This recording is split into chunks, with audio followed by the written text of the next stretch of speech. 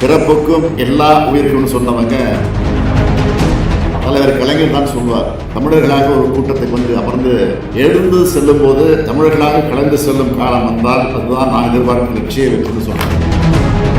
உலகவர் ஓவியமே, உற்சாக காவியமே, ஓடை நறுமலரே, ஒளியுமிழ் புதுநிலவே, அன்பே அமுதே அழகே உயிரே இன்பமே இனிய தென்றலே, பணியே கனியே பிரதசுரையே மரகதமணியே மாணிக்கச் சுடரே மண்பர விளக்கே என்றெல்லாம் தமிழை அழைக்க தோன்றுகிறது.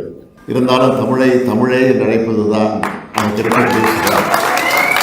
அந்த பெருமையோடு தான் நெஞ்சம் குளிர உணர்ச்சி பிறக்க கட்டுப்படுத்த முடியாமல் கண்கள் கலங்க தந்த பெரியார் படத்தை நான் திறந்து வச்சேன்.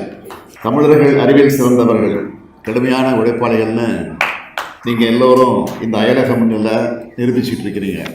என்னோட இந்த பயணத்தோட நிறைவாக உங்களை எல்லாம் இன்று நான் சந்திக்க வந்திருக்கிறேன்.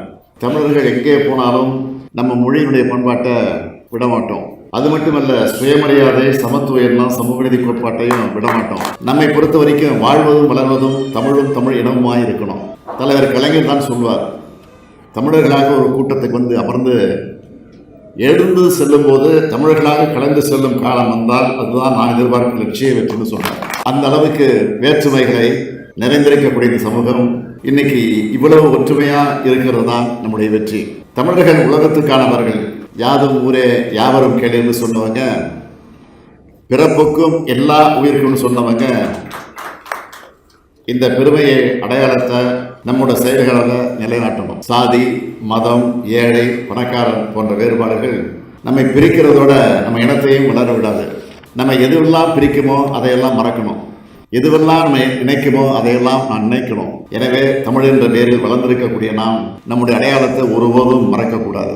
அதுக்கு எடுத்துக்காட்டாக இங்கே தமிழர்கள் இருக்கிறத கடந்த சில நாட்களாக கண்கூட பார்த்துக்கிட்டு இருக்கிறேன். திராவிடத்தால் வாழ்கிறவன்னு பெருமிதத்தோடு சொல்கிற தமிழர்களை பார்க்கிறேன். சிறந்த உட்கட்டமைப்பு, திறமையான இளைஞர்கள், அமைதியான சூழல், இதனால தான் தமிழ்நாட்டில் முதலீடுகள் குவியுது. தமிழ்நாட்டோட பெருமையை எடுத்து சொல்கிற தூதர்களாக இங்கே இருக்கக்கூடிய உங்களையெல்லாம் நான் பார்க்குறேன்.